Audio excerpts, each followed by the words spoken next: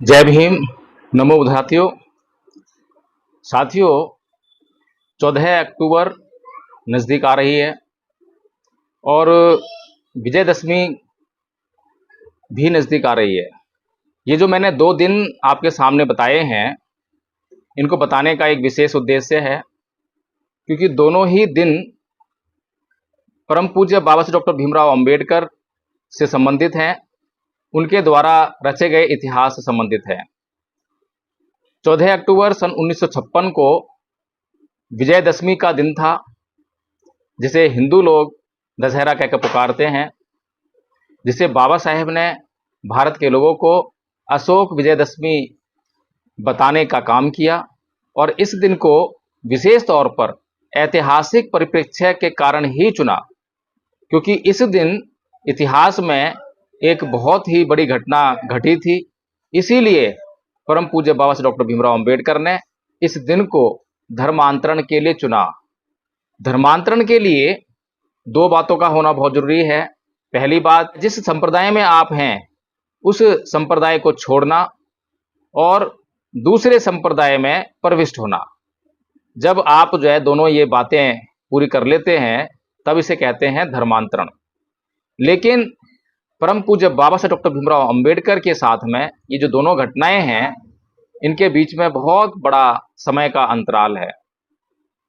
हालांकि हम विश्व में, पूरी दुनिया में धर्मांतरण होते हुए देखते हैं। बड़ी बड़ी महानतम हस्तियों ने दुनिया में धर्मांतरण किया है, लेकिन ऐसा धर्मांतरण जो कि बाबा साहेब डॉक्टर भीमराव अंबेडकर ने किया, ऐसा धर्मांतरण आपको पूरी दुनिया के इतिहास में कभी भी कहीं भी देखने को, सुनने को, पढ़ने को नहीं मिलेगा।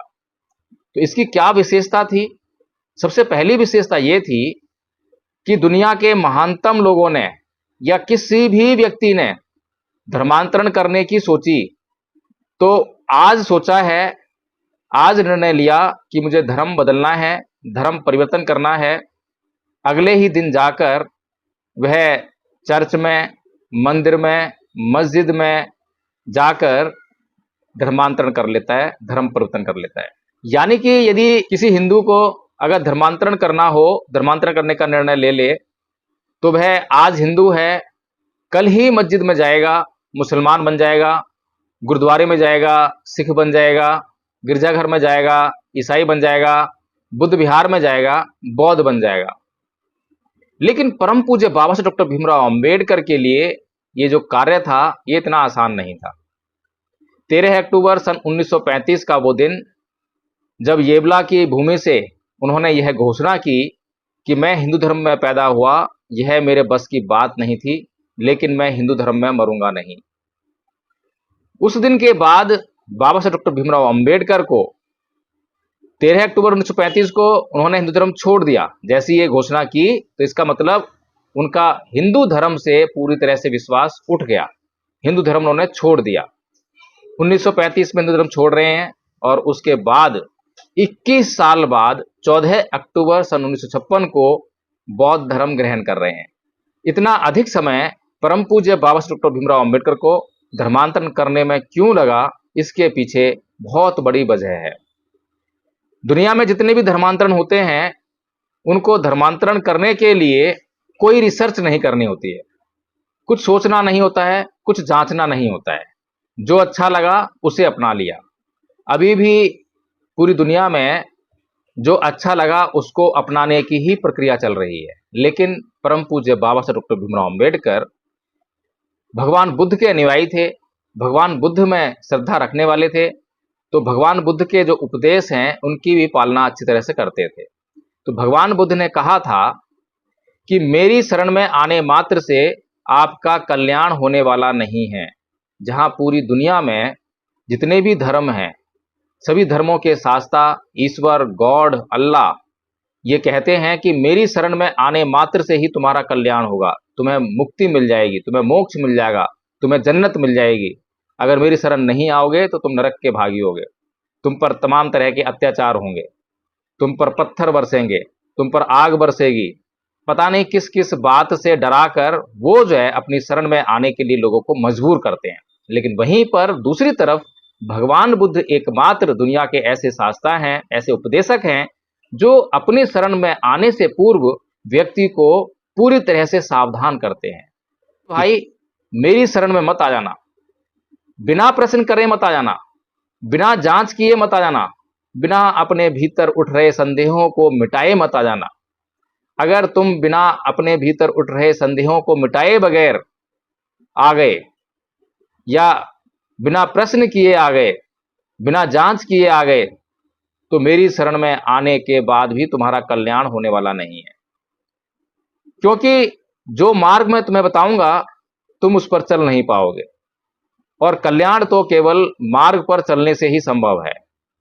इसीलिए मेरी शरण में आने से पूर्व अच्छी तरह से भली भांति प्रकार से जांच कर लेना। तो परम पूज्य बाबा साहेब डॉक्टर भीमराव अंबेडकर के कंधों पर केवल इतनी सी जिम्मेदारी नहीं थी कि भगवान बुद्ध के धम्म की जांच करनी है, भगवान बुद्ध के धम्म में क्या अच्छा है क्या बुरा है इसकी जांच करनी है, बल्कि तमाम जो अन्य संप्रदाय हैं, हिंदू हैं, हिंदू धर्म को क्यों छोड़ रहे हैं इसका जवाब भी हिंदुओं को देना है, ताकि हिंदुओं की शिकायत परम पूज्य बाबा साहेब डॉक्टर भीमराव अंबेडकर से ना रहे। हिंदू धर्म छोड़ने के बाद सभी संप्रदायों के जो मुखिया लोग हैं, धर्मगुरु हैं, वो परम पूज्य बाबा साहेब डॉक्टर भीमराव अंबेडकर के पास आए और उनसे उनके संप्रदाय में सम्मिलित होने के लिए निवेदन किया। तो इसलिए उन सभी लोगों को भी जवाब देना बहुत जरूरी था कि उन्होंने क्यों मुस्लिम धर्म स्वीकार नहीं किया, क्यों ईसाई धर्म स्वीकार नहीं किया, क्यों जैन धर्म स्वीकार नहीं किया, क्यों सिख धर्म स्वीकार नहीं किया। अगर परम पूज्य बाबा साहेब डॉक्टर भीमराव अंबेडकर इन सभी को एक स्पष्ट उत्तर, तर्कयुक्त उत्तर, न्यायिक उत्तर दिए बगैर अगर धर्मांतरण कर लेते तो भगवान बुद्ध के धम्म में शायद आज जितनी गहराई से, जितनी वैज्ञानिक दृष्टिकोण के साथ आपका विश्वास पैदा हुआ है वो विश्वास ना पैदा होता। तो इसीलिए परम पूज्य बाबा साहेब डॉक्टर भीमराव अंबेडकर ने बौद्ध धर्म को अपनाने में बहुत बड़ी भारी सावधानी अपनाई और अपने लोगों को भी सावधान रहने के लिए 22 प्रतिज्ञाएं इजाद की। 22 प्रतिज्ञाओं में उन्होंने साफ साफ यह संकेत दिया कि अभी तुम जहां पर हो सबसे पहले उस व्यवस्था से मुक्त होना पड़ेगा। तो साथियों, परम पूज्य बाबा साहेब डॉक्टर भीमराव अंबेडकर ने 22 प्रतिज्ञाएं जो ली उसका कारण था कि आपको अगर खाद्य पदार्थ अपने घर में रखने हैं तो उसके लिए आपको उचित पात्र यानी उचित बर्तन ढूंढने पड़ेंगे, उचित डब्बे ढूंढने पड़ेंगे। अगर आपने किसी गंदे बर्तन में या गंदे डब्बे में अपने खाद्य पदार्थ रख लिए तो वो आपके खाने योग्य नहीं रहेंगे, आप उन्हें ग्रहण नहीं कर सकते। इसीलिए क्योंकि हर एक बहुजन समाज के व्यक्ति के घर में एक मंदिर है, उस मंदिर में देवी देवता हैं, हिंदुओं के ईश्वर हैं, तो उनकी मूर्तियां वहां पे लगी हुई हैं। अगर परम पूज्य बाबा साहेब डॉक्टर भीमराव अंबेडकर बहुजन समाज के लोगों को 22 प्रतिज्ञाएं दिलाकर धर्म परिवर्तन नहीं कराते तो फिर यही लोग केवल उन्हीं मंदिरों में जो इनके घर पर स्थापित हैं और जिसमें हिंदू देवी देवताओं और हिंदू ईश्वरों की मूर्तियां स्थापित हैं, उसमें भगवान बुद्ध की मूर्ति और स्थापित कर देते और कह देते हो गया धर्म परिवर्तन। और आरएसएस तो इस तरह का कार्य कराने में माहिर है। हमने देखा कि अभी आरएसएस बहुजन समाज के कुछ ऐसे लूज पॉइंट्स ढूंढने में लगी हुई है जिनका लाभ उठाकर वह अपना अंधविश्वास और पाखंड जो है समाज के भीतर फैला सके। इस अंधविश्वास और पाखंड को मिटाने वाले कबीर पंथ और रविदासिया पंथ दोनों भी नहीं बच पाए हैं, जबकि इन दोनों पंथों ने अंधविश्वास और पाखंड पर बहुत कड़ा प्रहार किया। अपने समय में अंधविश्वास को एक तरह से नेस्तनाबूद करके रख दिया। इसीलिए परम पूज्य बाबा साहेब डॉक्टर भीमराव अंबेडकर ऐतिहासिक पृष्ठभूमि को जानकर, देखकर कि किस प्रकार से बहुजन समाज के लोगों की मानसिक दशा है, किस प्रकार से वो जल्दी से किसी के बहकावे में आ जाते हैं, इसीलिए ये जो 22 प्रतिज्ञाएं बाबा साहेब डॉक्टर भीमराव अंबेडकर ने दिलाई। अब वर्तमान समय में 22 प्रतिज्ञाओं का क्या महत्व है इसको भी हमें जानना चाहिए, समझना चाहिए, क्योंकि हम अक्सर सुनते हैं कि जिसने 22 प्रतिज्ञाएं नहीं ली तो समझो वो बौद्ध नहीं बना। ये बड़ा ऊटपटांग मामला है। भाई 22 प्रतिज्ञाएं नहीं ली लेकिन बौद्ध धर्म का पूरा आचरण कर रहा है तो बौद्ध कैसे नहीं बना? हाँ, अगर कोई व्यक्ति हिंदू धर्म में है या मुस्लिम धर्म में है, सिख धर्म में है, ईसाई धर्म में है, तो उसके लिए ये निश्चित करना बहुत जरूरी है कि उसे क्या करना है और क्या नहीं करना है। अगर उसे ये जानकारी नहीं है कि उसे क्या करना है और क्या नहीं करना है, तो उसके लिए 22 प्रतिज्ञाएं बहुत काम की हैं। तो धर्मांतरण करते समय आपको ये विशेष ख्याल रखना है कि जिस घर को छोड़कर आप जा रहे हैं, उसमें आपका कोई भी सामान शेष ना रह जाए जो आपके लिए उपयोगी है। और जिस घर में आप रहने के लिए जा रहे हैं, उसमें आप अपना पूरा सारा सामान लेकर वहां जाएं, ताकि वहां उस घर में आप अच्छी तरह से रह सकें। यानी कि आप जो है पूरा ध्यान लेकर, तन मन धन सब कुछ लेकर जो है जिस जगह जा रहे हैं, जिस मकान में जा रहे हैं, जिस भवन में जा रहे हैं, वहां पर आराम से रहने के लिए ये सब कुछ लेकर जाना पड़ेगा। अगर कुछ भी आप पीछे के मकान में छोड़कर आ गए, तो फिर आपको जहां पर आप जा रहे हैं रहने के लिए, वहां पर असुविधा होने वाली है। और धम्पत संघ समाज में परम पूज्य बाबा साहेब डॉक्टर भीमराव अंबेडकर के इस मिशन को, भारत को बौद्धमय करने के काम को अच्छी तरह से कर रहा है। उसके लिए एक स्पष्ट योजना बनाई है। लोगों को बौद्ध धर्म की जानकारी होनी चाहिए, तभी वे लोग बौद्ध धर्म की चर्चा कर पाएंगे, और जब बौद्ध धर्म की चर्चा हो पाएगी तभी भारत को हम बौद्धमय कर पाएंगे। इसके लिए धम्पत संघ ने एक सिलेबस तैयार किया है, पाठ्यक्रम तैयार किया है। 3 वर्ष का पाठ्यक्रम है, प्रथम वर्ष, द्वितीय वर्ष और तृतीय वर्ष। प्रथम वर्ष का जो पाठ्यक्रम है बहुत ही छोटा सा पाठ्यक्रम है, मामूली है, लेकिन इसको कर लेने के बाद और इसको मनोसात करने के बाद इस बात की गारंटी आपको हो जाएगी कि आपके जीवन में आमूल चूल परिवर्तन हो जाएगा। धम्पत संघ अब तक प्रथम वर्ष के 63 आचार्य बना चुका है और सभी ने अपने जीवन में बहुत भारी परिवर्तन महसूस किया है। तो इसीलिए साथियों, मैं आपसे अनुरोध करता हूं कि स्क्रीन पर जो नंबर फ्लैश हो रहे हैं, आप उन पर संपर्क करके धम्पत संघ से जुड़ सकते हैं। धम्पत संघ से जुड़ने से पहले आप अच्छी तरह से अपने प्रश्न करके अपने भीतर उठ रहे संदेहों को दूर करें और अच्छी तरह से जांच करें। जब आप अपने प्रश्न कर लेंगे, संदेहों को मिटा लेंगे और अच्छी तरह से जांच कर लेंगे, फिर आपको धम्पत संघ से जुड़ने में बहुत अच्छी सुविधा होगी।